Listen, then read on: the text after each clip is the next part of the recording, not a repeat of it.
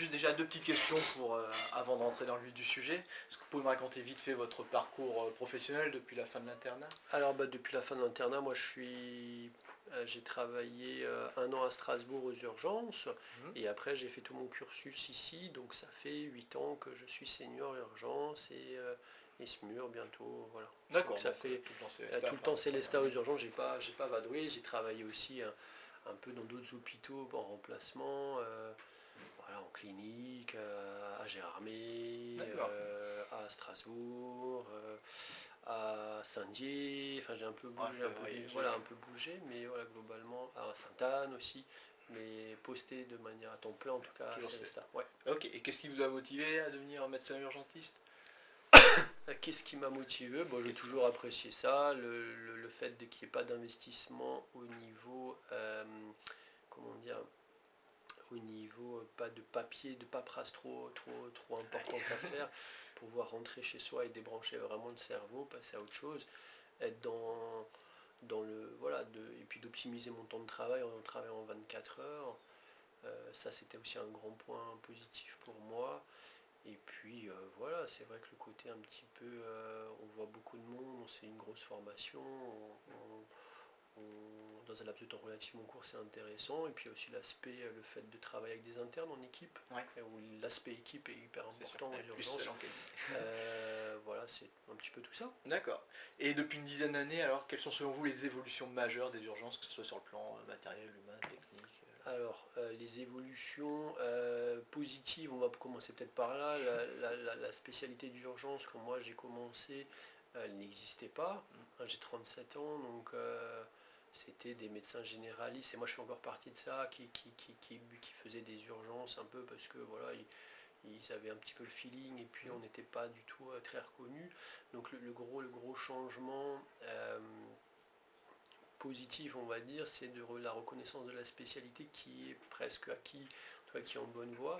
C'est comme à double tranchant parce que les internes, on le voit bien dans leur maquette, ils choisissent en dernier la médecine d'urgence, parce qu'ils ont ça est devenu un petit peu une voie de garage. Ça c'est le côté un peu négatif, parce que probablement qu'ils ne pourront pas faire autre chose que de la médecine d'urgence, c'est le problème.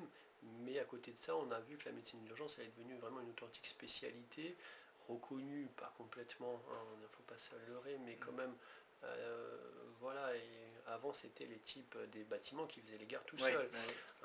Quand moi j'étais de garde, c'était le médecin de dermato qui faisait les gardes d'urgence. Je pense plus que ça soit faisable actuellement. Donc ça c'est la première l'évolution plutôt sympa, cette reconnaissance qu'on pouvait un petit peu en avoir un peu moins. Et je pense que la reconnaissance de la spécialité elle est acquise. L'évolution péjorative, c'est l'évolution que tout le monde fait, le constat que tout le monde fait, c'est que les conditions, la démographie a explosé, et ça je crois que c'est pas à nouveau. Où les gardes, on arrive à se reposer, là on se repose plus du tout. D'accord. Et puis là il y a l'aspect médico-légal aussi qui prend aussi beaucoup de pas comme évolution négative. Je sais pas si tu veux que je rentre dans les détails. Non, mais après, de toute façon, au pire, si ça déborde sur des tu me dis, en fait, c'est pas grave. L'évolution des urgences, c'est un domaine que je connais très bien parce que j'ai fait une thèse là-dessus. On peut en discuter 3 heures si tu veux. D'accord. Oui, donc on va peut-être éviter. De quelle manière, ça a déjà été dit, mais la charge de travail a-t-elle évolué physiquement, mentalement? Alors la charge de travail, elle a changé énormément. Nous à Célestat, pourquoi moi j'ai fait Célestat, c'est aussi pour me préserver, parce qu'on a la chance d'être dans un petit hôpital où on connaît tout le monde, avec des équipes restreintes, où on ne dépend pas des internes de spécialité. Le CHU, on demande un avis cardio, un interne qui a 24 ans, qui doit me dire quoi faire, ça me plaisait pas. Donc j'ai choisi Célestat pour ça, et parce que les gardes, elles étaient... il y avait un côté humain. Maintenant, c'est devenu de l'abattage, où on s'arrête. Pour te donner un petit peu d'ordre d'idée, quand moi j'ai commencé senior, on était très préservé, on se couchait à 1h du matin, l'interne il coupait en deux, il dormait tous 3-4 heures. Là maintenant on se couche à 5-6 heures, avec le senior compris, et puis il y a des nuits blanches régulièrement, quoi. Et même si le temps de travail a diminué, la charge mentale quand même, La charge mentale, elle a rien à voir. La charge mentale, il y a une explosion démographique. Et effectivement, même quand tu travailles, on travaillait, je pense, en plus au niveau horaire, mais dans des meilleures conditions, avec l'aspect lit qui est toujours là. Nous, on déborde tout le temps, tout le temps, tout le temps. Donc été comme hiver, on déborde tout le temps. Donc bien sûr, ça crée, si tu veux, l'influx, le côté où tu venais avec le sourire. En tout cas, moi je peux pas le cas. Mais personnellement, à chaque fois ma question. Je venais avec le sourire au travail. Là, je suis en train maintenant à 37 ans de chercher une solution pour faire autre chose. D'accord. Voilà. Et considérez-vous qu'il y a eu des changements dans la prise en charge des patients sur ces dernières années, avec cet afflux de... Alors oui, je pense que... Alors, des changements. Alors j'espère qu'au niveau technique, on a quand même vraiment progressé. On met en place quand même beaucoup de protocoles. Les choses sont beaucoup plus protocolisées et se sont quand même professionnalisées. Tout ça, ça va avec la spécialité. Je pense qu'on a eu une grosse évolution au niveau technique et au niveau de l'organisation des urgences, parce qu'on n'a pas le choix. Si on n'est pas organisé, on est mort. Ça, c'est une grosse évolution. Il y a aussi une évolution, l'évolution démographique, elle est énorme, avec les attentes des gens qui sont énormes. Et bien évidemment, on est très régulièrement pas fier de ce qu'on fait, parce qu'on fait plus de l'abattage que le temps. On avait le temps de discuter avec les gens et de faire un peu les choses correctement. Jusqu'à minuit, c'est de l'abattage ou presque pour une garde sur deux, on va dire, chez nous. On va très vite. Et au fil des années, pensez-vous que le rôle du médecin urgentiste au sein de l'hôpital a évolué dans ces 10 dernières années? Moi, les choses ont... Le rôle du médecin urgentiste au niveau d'un hôpital, on est la porte d'entrée d'à peu près 80% des admissions dans notre hôpital. On a un hôpital un peu particulier. C'est entre 70 et 80%, donc c'est une grosse partie qui passe par les urgences. Donc le rôle il a évolué. Je crois qu'on est vraiment au cœur de la prise en charge hospitalière. Si ça se passe mal aux urgences, ça se passera mal tout au long du séjour. Donc on a un vrai rôle à jouer de ce côté-là. Quand moi j'ai commencé, on faisait du tri. On balançait un peu les gens rapidement dans les services parce qu'on connaissait tout le monde et parce qu'il y avait de la place. Maintenant, on est obligé, et c'est quand même une bonne chose, de faire de la vraie médecine d'urgence. Moi, je parle de médecine interne d'urgence, c'est-à-dire qu'on va quand même aller au bout du diagnostic, on va essayer de chercher loin les choses pour orienter les choses. On va pousser les choses de manière plus importante. C'est pas toujours une bonne chose parce que plus on reste aux urgences, plus on a de risques d'effets secondaires, mais on va beaucoup plus loin par rapport à ce qu'on faisait avant, ça c'est sûr. Et comment a évolué le rapport avec les patients? Alors moi je ne veux pas faire de catastrophisme, on a toujours un peu, on entend les gens sont plus respectueux, la pensée personnelle. Oui, tout à fait. Je crois que les gens, enfin c'est pas que je crois, c'est paradoxalement aux urgences, il faut comprendre ça. Une fois qu'on a compris ça, on arrive à gérer les choses. C'est que les gens les moins graves sont prêts, ce sont ceux qui sont prêts à moins attendre. Plus tu es vieux, plus tu as une pathologie grave, plus tu vas rester 8-10 heures dans un brancard, tu vas accepter ton sort. Donc de ce côté-là, les gens qui restent sur les brancards, qui ont des pathologies relativement sérieuses, qui vont nécessiter une hospitalisation, j'ai envie de dire que ça se passe plutôt bien. Les retours ne sont pas toujours positifs, mais globalement, ça se passe assez bien. Là où ça se passe plus mal, c'est effectivement les petites pathologies qui passent bien sûr après le reste, et où là, effectivement, régulièrement, il y a une sorte de pression qui a toujours existé mais qui se majore, je pense, c'est plutôt à mon avis avec l'impact démographique plus qu'autre chose. Je ne crois pas que les gens soient plus chiants ou plus agressifs qu'avant. Je crois qu'il y a une démographie qui a explosé et puis on n'est pas toujours prêt à juguler ce flux. Des gens mal élevés, il y en aura toujours. Je ne suis pas persuadé qu'il y ait une évolution comme ça sociétale. Je crois la frustration elle est difficile pour les gens, le fait d'attendre 2 heures sans comprendre ce qui se passe. Je pense qu'il y a plus de revendications. Par contre, quand on leur explique les choses et quand on va les voir, quand on dit écoute, je peux pas te voir avant 2 heures parce qu'il y a quelqu'un de plus grave, ça se passe bien. Globalement, ça se passe pas si mal. Et les relations avec l'ensemble du personnel, que ce soit les infirmiers, les soignants, urgentistes, il a évolué dans quel sens? On reste une équipe, mais les relations relation entre nous, c'est une cocotte minute les urgences, hein. Tu enfermes des gens qui crient, qui sentent pas bon, qui hurlent, dans un espace clos, avec des gens qui vont pas bien, avec des gens qui râlent un petit peu, avec des gens qui courent partout, ça explose, et donc plus tu mets de monde dedans, plus c'est compliqué.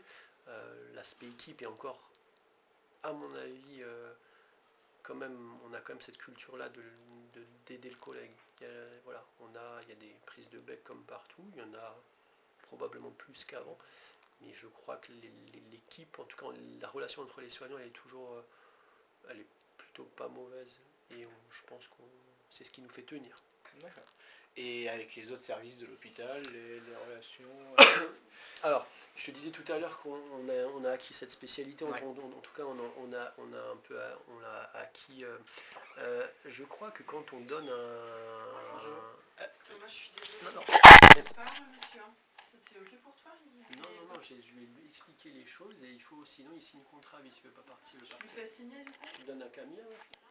Elle n'est pas là, mais oh putain. Elle n'est pas là, mais Oui, c'est le contrat. Ouais, du coup, genre. ok. Je peux te parler de ce monsieur? Oui, Vas-y. Non mais ouais. Pas de problème, hein, s'il faut sortir. Bonjour. Allez-y, du coup. Écoute, et j'étais avec Oja, on a regardé. Il y a une hypotonie qui est localisée à droite. C'est pas logique. Il y a un calcul. Il y a un calcul. Il y a une électropyélite, tu m'as dit. Regarde. Là, c'est écrit comme ça. Là. Et il me dit, je vois rien. C'est quoi le tranché, mais c'est deux comprimés qui ne sont pas dissolus. Il me dit, après mes saoudis, il a vu que les images sans injection. Parce qu'il a croisé mes saoudis dans le parking, il m'a dit, écoute, j'ai vu les images, c'était pas injecté, et là, il y a problème, ce machin. Il m'a dit, écoute, il faut quand même sans injection, il est injecté, et après, il a 2 temps tardif et machin. Il dit, il y a une petite souffrance du rang droit, mais voilà, Et du coup, faut qu'on rappelle mes saoudis alors. Ouais. Après, est-ce que mes saoudis, il est encore là aujourd'hui, l'après-midi, je ne suis pas sûr. Bah non, je pense pas. Je crois qu'il fait qu'il matin, mais Ouais. c'est Il pas mal. a encore mal, hein, mais bon, il n'a pas... Là, actuellement, il a pas mal. D'accord, là il a pas mal maintenant. Il a pas mal. Il a une sensibilité légère quand tu appuies juste à un flanc droit. Mais si tu ne le touches pas, il a pas mal. Ouais, bah écoute, si on lâche, on va rappeler l'urologue alors. Je pense qu'il faut appeler l'urologue parce que si le calcul il est là, Et qu'il est là, millimètres. il m'a pas dit. Mais ça fait une semaine qu'il a mal, qu'il faut quand même Il a sorti, ouais, je réfléchis. Écoute, je vais voir ça. Ouais. Tu peux lui dire quand même Oui. Alors, dis-moi ce que par rapport à avec les autres services de l'hôpital, les relations.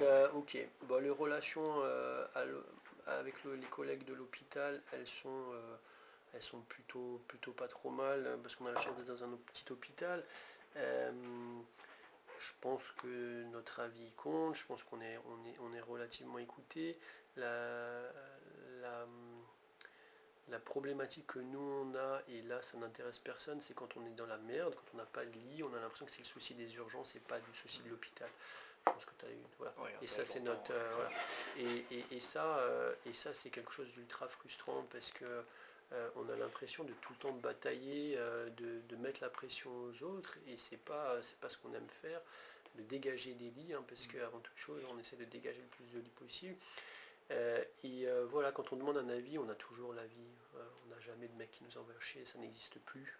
Ça a pu exister, enfin moi j'ai jamais vu. On s'entend bien, on est un petit hôpital, donc on communique facilement, et si on n'a pas de réponse, on se déplace et on a toujours une réponse. Par contre, le gros problème, c'est que on a l'impression d'être un peu seul au monde quand l'hôpital est plein. Et ça, c'est la grosse problématique. On n'arrive pas à intéresser nos collègues à cette problématique-là. D'accord.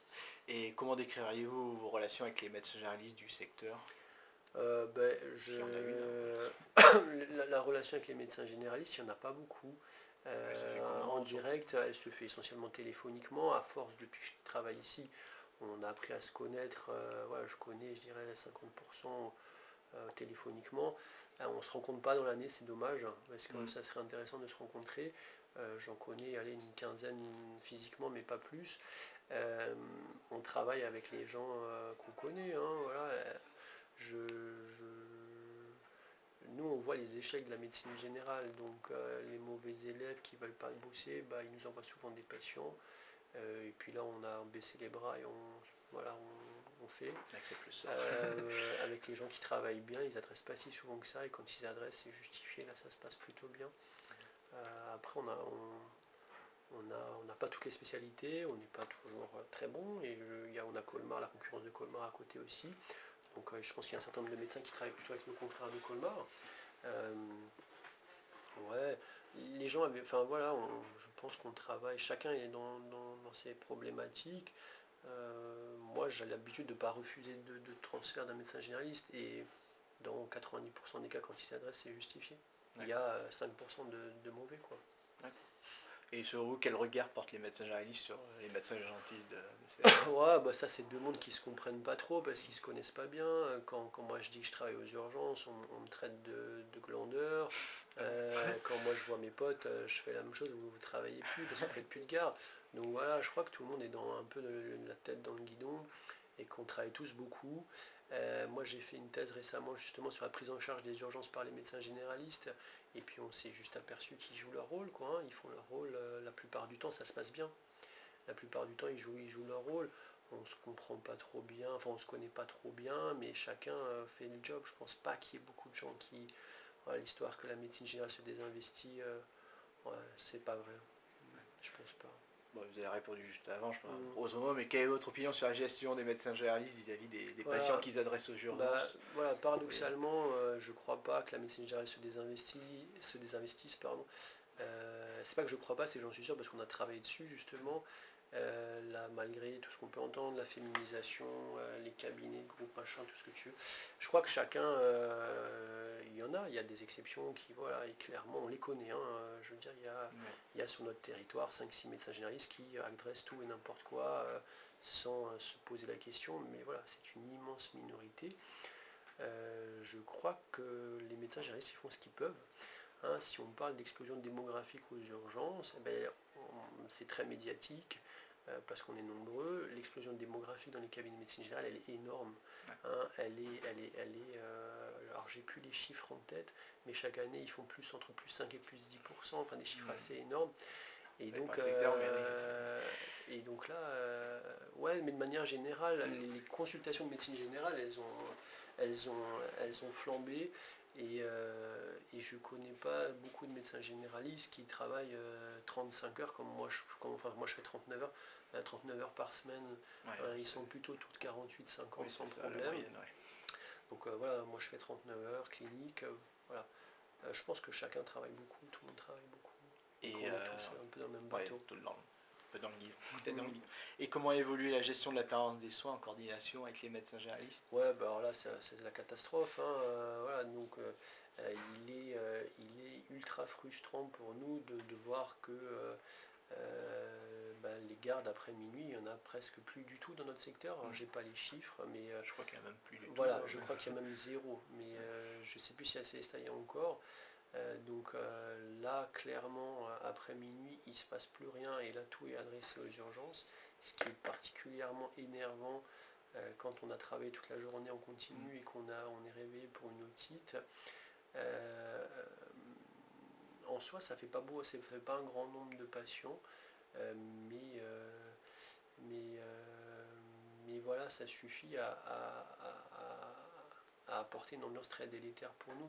Donc c'est ce qui est frustrant. En fait, nous on voit que le côté, on voit le résultat et donc on a un nombre de consultations qui augmente, pas qui explose, qui augmente un tout petit peu après minuit. Mais ces consultations-là, voir un trauma d'orteil à 3h du matin ou une otite à 3h du matin, ça crée quand même vite, on monte vite en pression. La gestion de la PDS, la gestion de la permanence, ils ont plus de médecins, donc ils peuvent gérer ce qu'ils veulent. Ils nous adressent tout dès qu'on décroche son téléphone. Avec Erstein, avec SOS Médecins.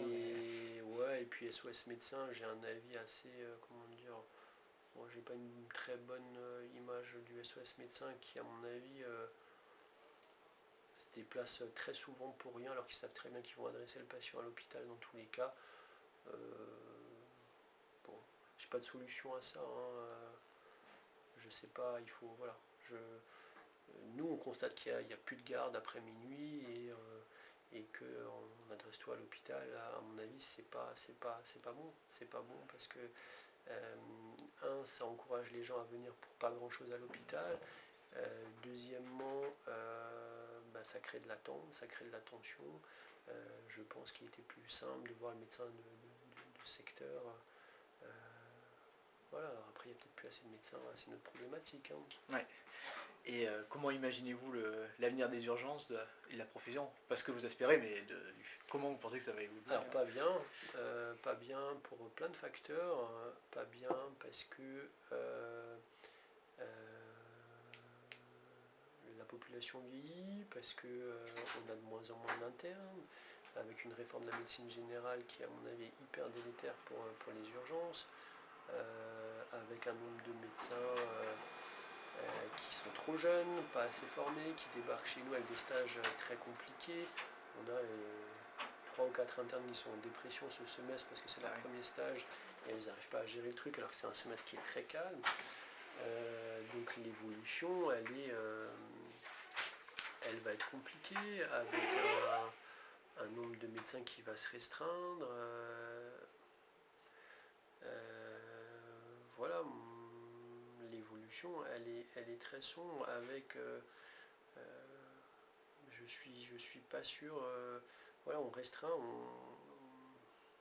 ça va être compliqué de trouver des médecins à terme qui vont rester longtemps, c'est une évidence. Voilà, et pour la petite histoire, moi je suis en train de réfléchir à une conversion. Toute dernière question.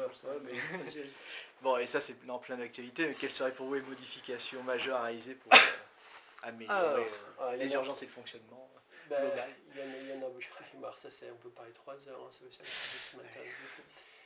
Il y a plein de choses à faire, il y a beaucoup de choses. Alors il y a le côté patient, éducation des patients, information.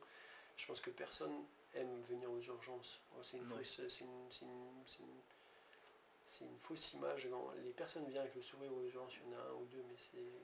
Voilà, je pense qu'il faut leur expliquer. La plupart des gens viennent chez nous par méconnaissance des choses.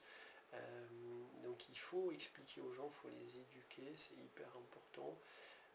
Il faut les accompagner, et pour les accompagner, il faut, alors, comme notre ministre nous a proposé, un service qui permettrait d'accueillir les urgences en parallèle, les petites urgences, avant d'arriver à l'hôpital, exactement, une maison médicale, des médecins généralistes. Oui, ça j'y crois, parce que là, il y aurait un retour de la médecine générale dans l'hôpital, on a scindé les choses, et je suis tellement persuadé que les médecins généralistes, ils ont leur place à l'hôpital, ça serait positif pour tout le monde, pour les patients, pour eux, pour nous. Ça permettrait de mieux se rencontrer, de se connaître et d'expliquer aux patients. Il faut des moyens, il faut recruter des médecins, il faut surtout... En fait, moi, ma problématique actuelle, si tu me demandes un truc, ça serait juste des lits. Ouais. Si je dois juste avoir une chose... C'est la première chose qui revient. Si tu me donnes 30 lits supplémentaires, je te dis, je prends tout de suite et je pense que ça se passe bien. En fait, voilà, 30 lits d'hospitalisation médicale, c'est ce qui me manque moi. H24, 365 jours par an. Plus urgent, ça serait... Voilà. Et si on a ça, on règle, on solutionne, on a toutes les clés pour solutionner le reste. Et pour renforcer la relation avec les médecins généralistes, il y aurait quel changement? Ouais, bon alors, il y aurait, je pense qu'on ne se rencontre pas, donc on avait pensé créer des réunions annuelles ou biannuelles avec les médecins généralistes pour se faire connaître, déjà de voir ce qu'on fait, parce que là quand tu es médecin généraliste, au fin fond de ton cabinet, tu sais pas exactement qui travaille, tu sais pas ce qu'on fait, on a un hôpital périphérique, donc on n'a pas toutes les spécialités, il y a beaucoup d'erreurs d'aiguillage, et donc ouais, il faut qu'on se rencontre, ça c'est sûr. Il faut qu'on se rencontre. On avait aussi, il y a quelques années, on avait instauré un médecin généraliste entre 18 et 22 heures, qui nous voyait les consultations tout venant. Et les gens qui étaient là, ça s'est hyper bien passé. On a mis un visage sur des noms qu'on connaissait déjà. Je pense que eux n'étaient pas mécontents de venir. Je pense qu'on leur a fait un bon accueil. On leur a laissé faire, certains étaient hyper contents de refaire de la suture, des choses qu'ils n'avaient plus fait depuis quelques années. Et et ça s'est très bien passé. Ils étaient intégrés dans l'équipe. L'expérience avait pas été renouvelée faute d'argent, mais oui, il faut qu'on se rende compte. Donc des réunions biannuelles, les sensibiliser, les faire participer à la garde, ouais, je pense que ça serait une bonne chose. Après, ils n'ont pas forcément le temps, hein. C'est toujours complexe. Mais oui, se rencontrer, c'est une évidence. Ouais. Et c'est presque la fin. Que pensez-vous là pour le médecin urgentiste que le DES, DES qui soit apparu, les pour, les contre Alors, ce que je viens d'apprendre ce matin, c'est que la médecine d'urgence a été prise par les derniers internes de Strasbourg, chose que je ne savais pas. Voilà l'effet pervers de ce DES de médecine d'urgence. Hein. Quand moi j'ai fait les urgences, moi j'étais bien classé à l'internat, même, enfin voilà, j'avais un classement qui me permettait de faire de la chirurgie. C'était pas les meilleurs qui faisaient les urgences, mais c'était un peu les mecs qui en voulaient un peu, et c'était globalement les éléments moteurs dans un service. C'était pas les plus intelligents, mais c'était les gars un peu plus dynamiques, et c'était certainement pas les plus mauvais, ça c'est sûr. Donc ouais, cet effet pervers, oui, il est incroyable quoi, de prendre, que ce soit les derniers médecins qui prennent les postes de médecine d'urgence. Il est évident qu'on ne peut pas, moi je ne conseillerais à aucun interne de faire de la médecine d'urgence maintenant en s'enfermant dans une voie sans issue, quoi. C'est une évidence.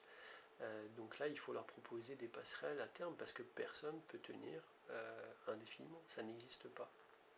Ou alors il faut faire du SMUR exclusivement, mais ça n'existe pas. Donc ça c'est un effet, voilà, il est évident que ça serait complètement surréaliste de choisir médecine d'urgence, parce qu'il faut forcément penser à plus tard, et plus tard ça arrive assez vite. Oui. Donc il faut trouver des reconversions. Après le statut spécialité, ouais c'est génial, c'est très bien, et je pense qu'il faut que ça se professionnalise, et c'est en train de le faire. On devient de plus en plus professionnel, mais pour les petits jeunes qui commencent, je veux dire, moi je l'aurais pas fait. Ouais. Et vous avez déjà parlé au début, mais et des changements sur le DES de médecine G. Alors j'ai beaucoup de choses à dire sur le DES de médecine G. Cette réforme des internes pour moi est catastrophique, où à mon sens on les envoie dans tout leur cursus. Je crois que vous allez faire, enfin pas toi, mais ils vont faire 2 stages hospitaliers pour soigner des choses graves. Il faut avoir une vue, non pardon, pour soigner des choses simples, il faut avoir des choses graves. On ne peut pas prendre les choses inversement. Il faut se forger une expérience à l'hôpital, et je ne comprends pas que les médecins généralistes vont faire leur stage de gynécologie chez le praticien, le stage de pédiatrie chez le praticien. D'après ce que mes petits internes me racontent, c'est ce qui va se faire. J'ai rien contre les généralistes, j'en suis un, pardon, et j'ai rien du tout contre eux, mais je ne pense pas qu'un médecin généraliste soit un maître de stage en gynéco et en pédiatrie, c'est juste impossible. C'est 2 mondes qui sont différents, et on arrive à des gens qui sont complètement, on va arriver à des gens qui n'ont jamais vu de patients graves, à des gens qui sont complètement déconnectés de l'hôpital, à des gens qui ne savent plus gérer les urgences, à des gens qui ne savent gérer que des rhinopharyngites et des petits rhumes. Et à mon avis, c'est pas ça un médecin généraliste. Un médecin généraliste, c'est quelqu'un qui a tout vu, qui a traversé plusieurs services et qui a quand même rencontré un certain nombre de situations où il peut orienter au mieux son patient. Si on n'a vu que des rhinopharyngites, le jour où on aura l'exception dans la journée du patient qui est grave, il n'aura pas les réflexes. Donc moi je trouve qu'elle est catastrophique cette réforme. Et pour nous urgentistes, on n'a que des internes premier semestre qui débarquent chez nous.